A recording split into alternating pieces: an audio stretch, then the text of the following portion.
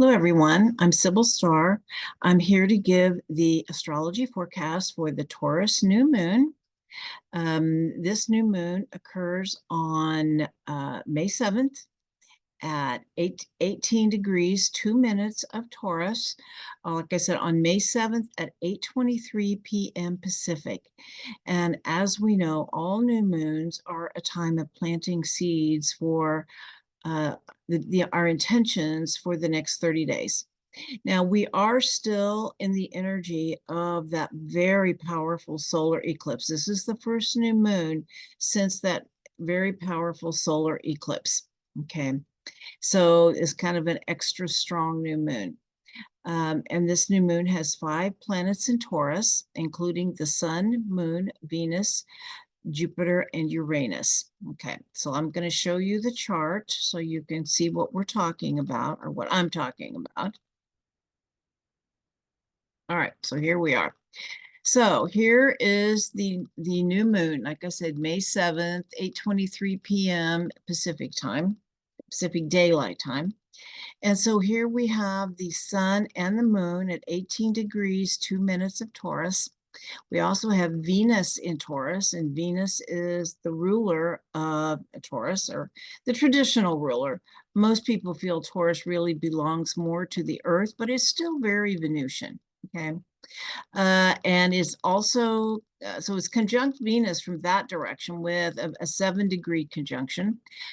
Uranus is here with a 4-degree conjunction at 22 degrees, 47 minutes. And we still have Jupiter in range. Jupiter and Uranus are still traveling in that conjunction, and it is activating this new moon, making it a very magical new moon.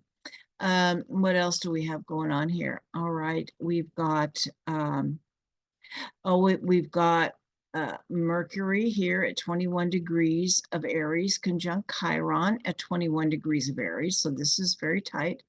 And then we have Saturn and Neptune both here still traveling in Pisces. All right, so these are the main points we're going to be talking about. All right, so now let's get to what all of this actually means. All right, so first thing is we are, like I said, we have 5 planets in Taurus. So the Taurus energy is just super strong. And so that's why we're going to talk about what does Taurus mean. Well, here in the Northern Hemisphere, Taurus comes in the spring and the most beautiful time of the year when the earth is very fertile and new growth is happening everywhere. The beauty of Mother Nature is just totally abundant, and the Mother Earth is just simply abundant at this time of the year. Everything is growing, even whether or not you even want it to grow, like the weeds, you have to go out and weed a lot. Anyway, but it is also beautiful at this time of year. The flowers are blooming, the fragrances of the flowers, the scent is in the air. The weather is usually temperate. And this is also the time of year when we are planting.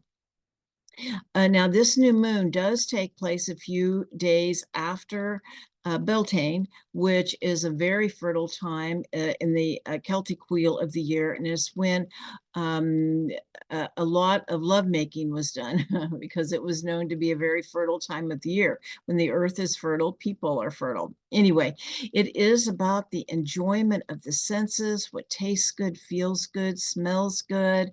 It's a very sensuous and creative kind of an energy. Very artistic, especially in music. Taurus rules the throat and the voice, and many wonderful singers have a strong Taurian component in their chart.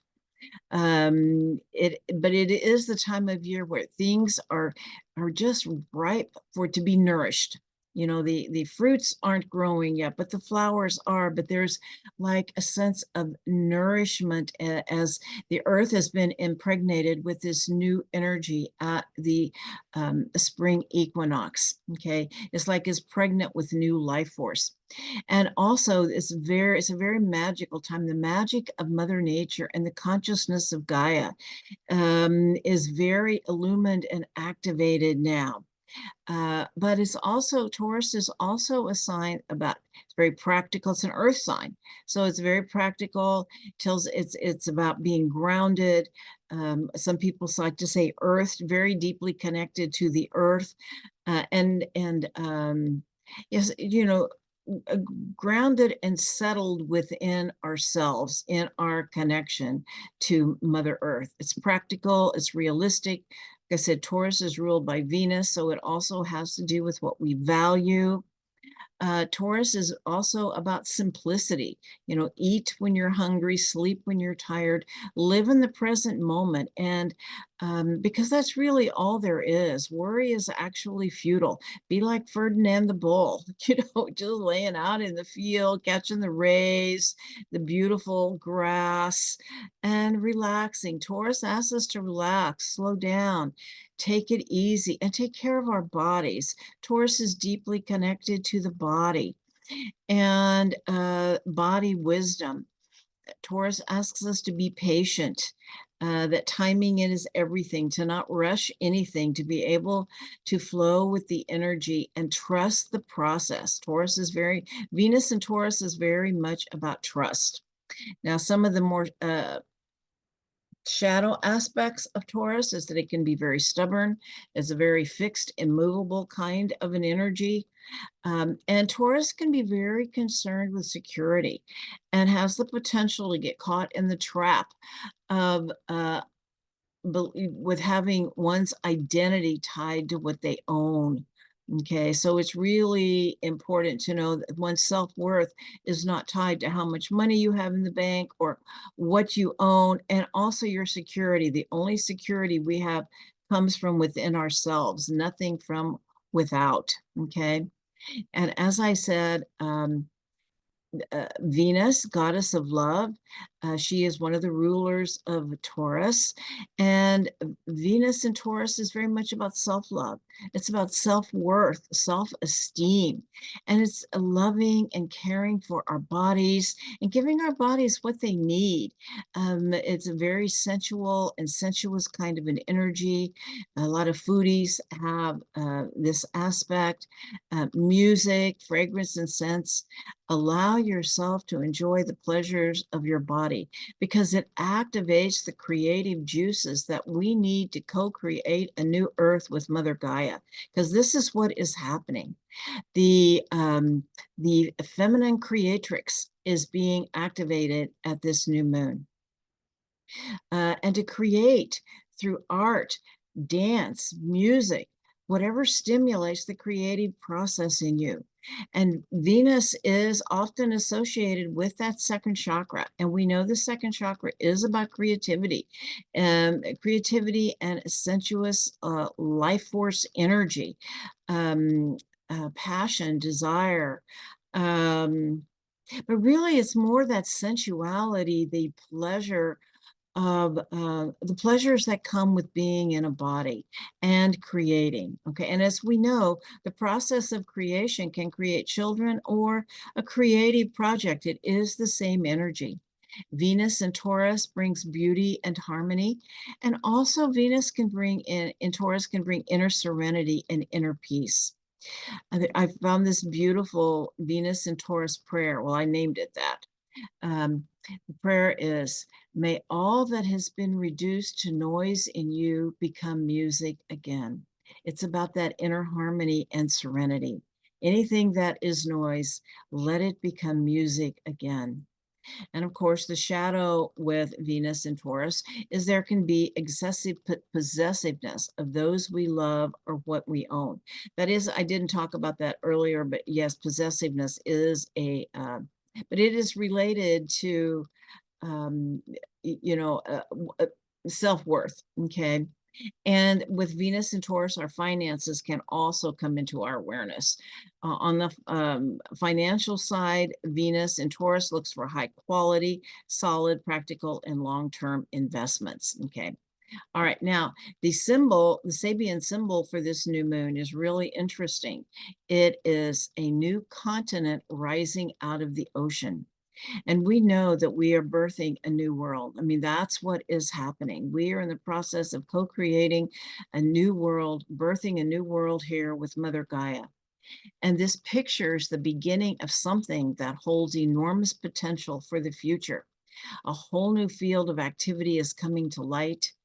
And what you have done has led you to this, but these new beginnings need to be met with a fresh sense of purpose and possibility. New realities emerging and arising with the ability to perceive them, and enormous potential emerging, sudden eruptions of talents or fields of endeavor.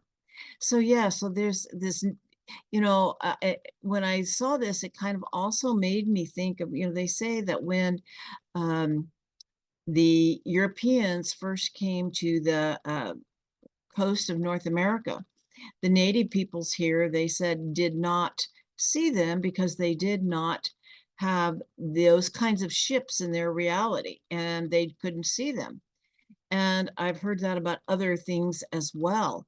And so I feel like there is a new world emerging, but it takes a shift in perspective to be able to actually see it and understand what's really happening. Okay.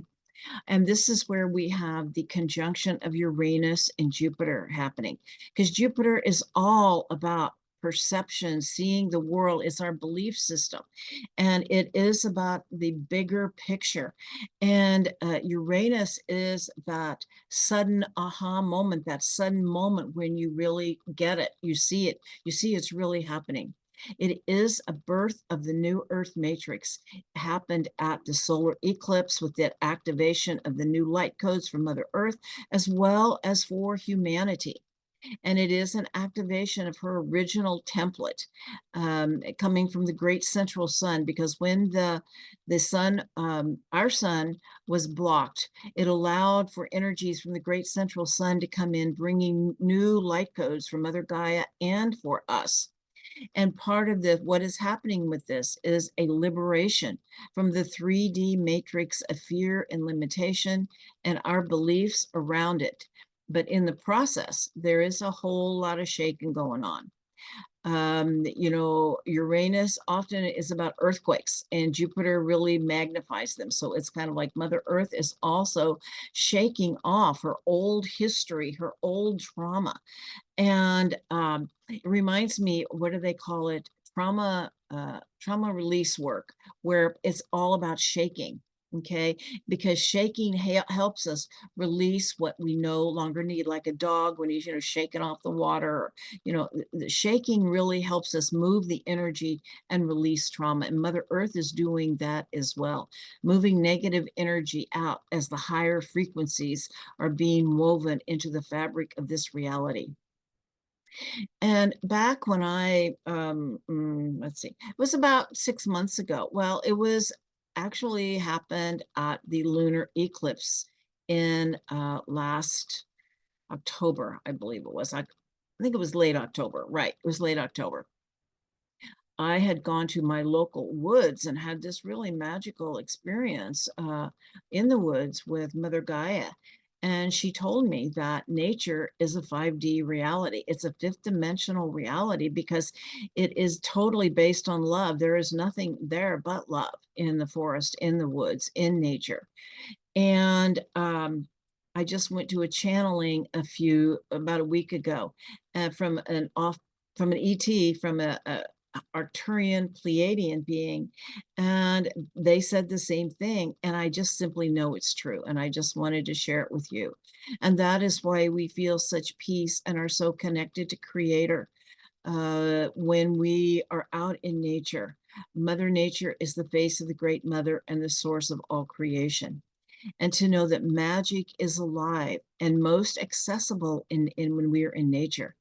The devas, the fairies, the gnomes, and all sorts of magical beings live in a fourth and fifth dimensional reality. And the veil is parting, and we're going to be able to have more interactions with them again without getting lost, because we're going to become part. Our vibration is going to now match that fifth dimensional reality vibration. Now, something else I feel like is happening with this Jupiter-Uranus conjunction is that there are new innovative technologies and ways of dealing with Mother Earth that are showing up.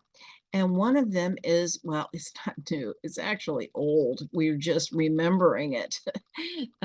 Regenerative farming. I just saw a video about it, and they say that, of course, Mother Earth soil is like the microbiome of our own gut, and it needs to be healthy, and her soil has been really unhealthy, and it's a big part of our climate change issues. And regenerative farming is, they say, very quickly, the soil is responding and it is healing very quickly.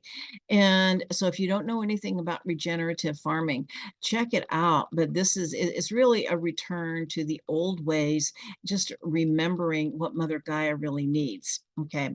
Now, Taurus, as I talked about, is also very connected to the body and body wisdom. And I feel like with this Jupiter-Uranus conjunction, which is really starting a whole 13-year process, okay, or cycle, a better way to put that is a 13-year cycle. And this is about embodied spirituality. We are going through this ascension process, but we are going through it in our bodies. We're not transcending our bodies.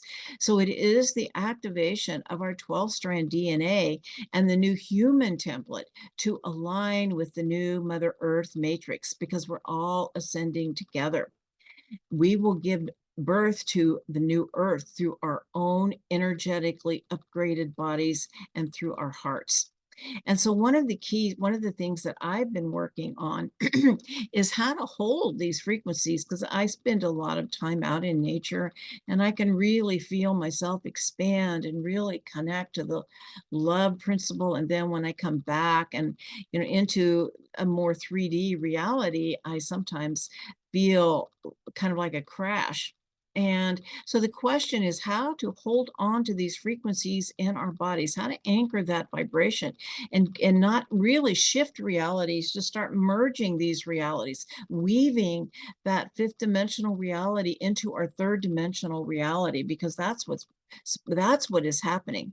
And so the first thing I would just say is awareness of the frequencies around you.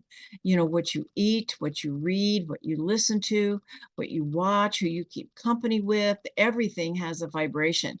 And so really being aware of if you are allowing yourself to slip into these lower frequencies, because it is a choice. We can choose to not do that, and it will really help. It has really helped me. And of course, listen to your body. Your body will tell you what you need if you slow down and allow yourself to really listen to the wisdom of your body and what it is trying to tell you. And of course, spending time in Mother Nature is really one of the most important ways to anchor and hold these new frequencies in our bodies. And there's something new that has come in as well. And it is these new energy frequency devices, which are very Uranian.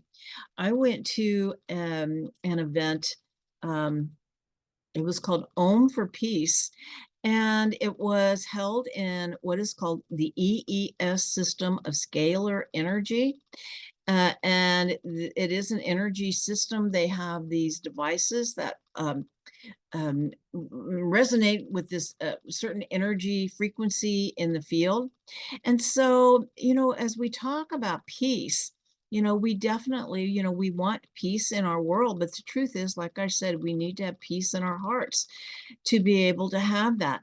And the sound of Om is the sound of creation. And this is a place that takes us into a place of deep peace in our hearts. And to put that out on a sound vibration with other people in this scalar energy field was just super powerful.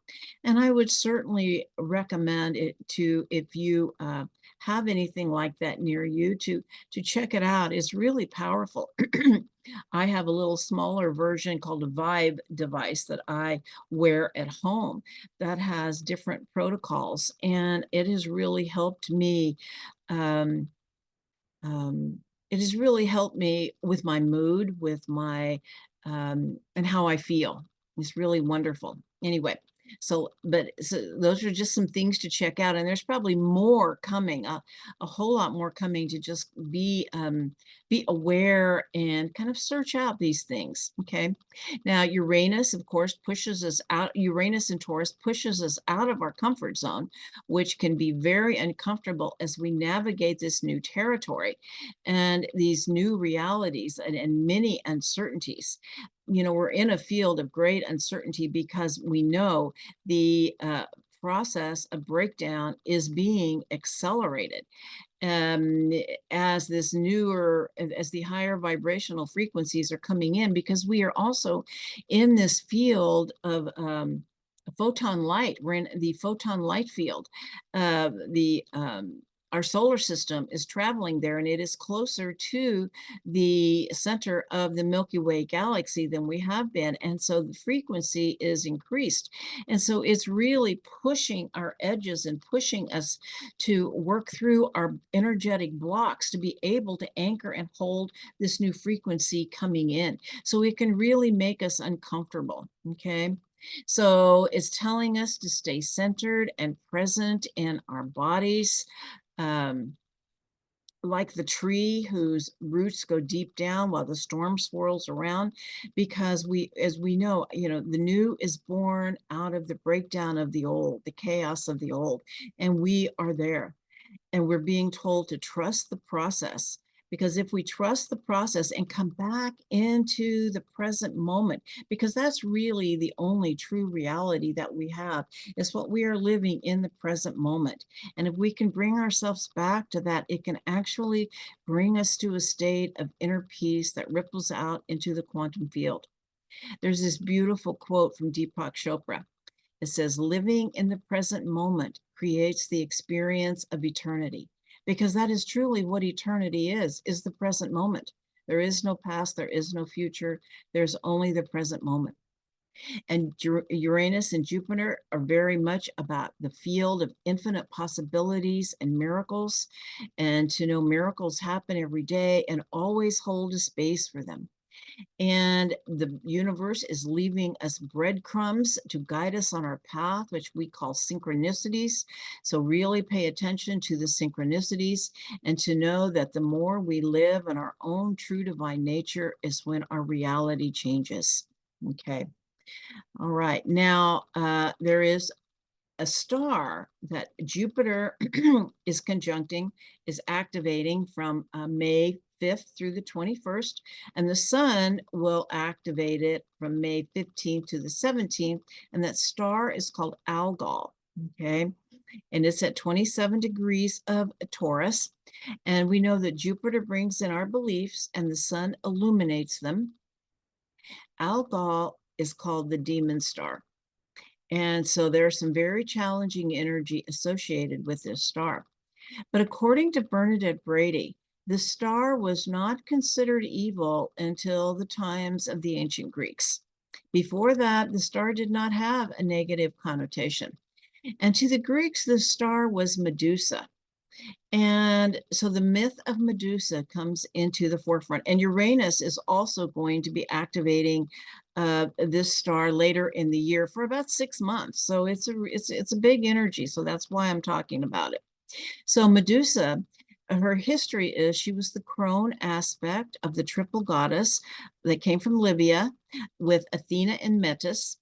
And it was a triple goddess of feminine wisdom that included intellect, intuition, and instinct. And Medusa was the crone aspect of instinct and of sexual instinct. She became a monster, though, in Greek mythology. Although they did keep her beautiful, she had a head full of serpents, and it was said that she could turn men into stone just by looking at them. She was the original evil eye. She was ultimately beheaded by Perseus, but she could still turn men to stone, and so they really had to be careful there. Anyway, her image was placed on the shield of Athena. Now, this story came along around the time of the patriarchal shift and the usurping of women's spiritual power through sexuality. It was the power of women's sexuality was feared. And as we know, serpents symbolize the Kundalini and sexual power of the divine feminine. Also, dragons, serpents and dragons both carry that energy. And so it was a time when the patriarchal shift was happening, and they were killing the priestesses, and they were running the patriarchal shift. The priestess, those that were in service to the divine mother, to the goddess, were uh, like I said, they many priestesses were killed, but basically their power was just simply taken away. They no longer had the power that they once had. But it was also the power of elder women, since Medusa was the crone.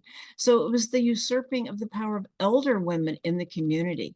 They had no sexual value, so became no longer valued in the greater community. And there were women in these communities that just simply refused to participate in this new paradigm and would give them the look. There's that saying that goes around, I don't need to speak, I have a face. Well, the original evil eye, when you know something isn't right and you give someone that look. Well, that was the real, my understanding is that was the look that turned men to stone. Okay. And they didn't want to deal with it. And so Medusa represents the female Kundalini energy and the immense female power of sexual power and the passion, and the power also of Mother Nature and the divine feminine. So as this star is activated, we're being asked to examine our beliefs around feminine sexuality and any places where we might feel shame. This is where shame probably entered the door. Okay. And so the power and the passion of the feminine and the creative Kundalini life force is activated. We're in a time of great creativity. We are in the process of co-creating a new world with Mother Gaia and with the universe. And so the second chakra creative powers are really activated, which I said, they can be used for procreation or, the creative process. Both are possible. It is the sacral chakra and the color orange. So we are creating a new world. So the divine feminine creatrix is activated, and allow orange into your life to stimulate creativity. And Uranus will be conjunct this point from July to November. And I feel like it will really bust wide open this in our psyches, because we need this activated Kundalini and Mother Earth to have these open channels to move this energy, okay? And to do the creative process that we are in the midst of. All right. So the Sun and Jupiter are also going to be in alignment and conjunct the stars of the Pleiades. And the Pleiades also create many Pleiadians. That is a piece of their energy, is creative energy. Art, dance, music, sound healings, all form of creative energies. They're also healers through vibration and sound. And the Jupiter-Uranus conjunction actually activated a Pleiadian stargate, activated a stargate. Okay, and I think it may well be Pleiadian, because Bashar has said that 2024 will be one of the years where a large amount of open contact will happen, and it will be the Pleiadians that come through. So I feel like that's what is going on here. There's a stargate that has been activated to not only expand our consciousness and allow us to travel into other dimensions, but to open that doorway for our Star Nation relatives, especially the Pleiadians. Okay. Now we have the Saturn in Pisces, and it is sextile this new moon. And I really love this quote here, because Pisces is ruled by Neptune, and Neptune is actually traveling at 29 degrees of Pisces. And so we're really talking about both of these planets with Saturn in Pisces. So this great quote that came from Robert Hand, it said, Saturn is the illusion, there is one reality. Neptune is the reality, there are many. The veil to other realities is parting. And it's also so important to just follow the flow of the energy and to release any illusion or delusion of control. Okay. All right. So we have Neptune at 29 degrees of Pisces. Neptune represents the divine heart. It's about, compassion, which they say is the highest form of love. And 29 degrees is the last degree of the zodiac. Some say it is the last chance teaching, or it is the teaching of mastery. But we are learning about compassion and opening our heart to divine love. And I love the Sabian symbol that comes with this degree because I think it is so significant. It says, a majestic rock formation resembling a face is idealized by a boy who takes it as his ideal of greatness and as he grows up begins to look like it. To me, it's about creative visualization, and this is a part of the creative process that we are in, and creation begins in the etheric field with visualization.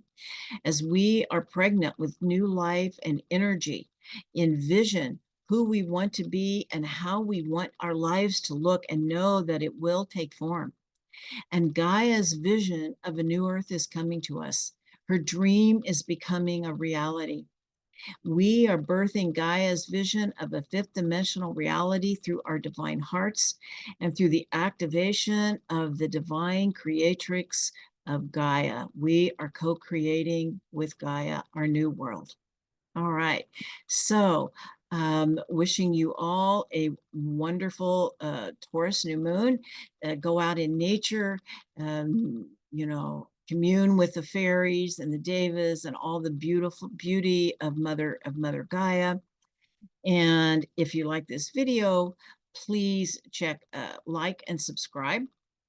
And if you're interested in a reading, my information is in the description box. As I said, many blessings in the coming month. Namaste to all.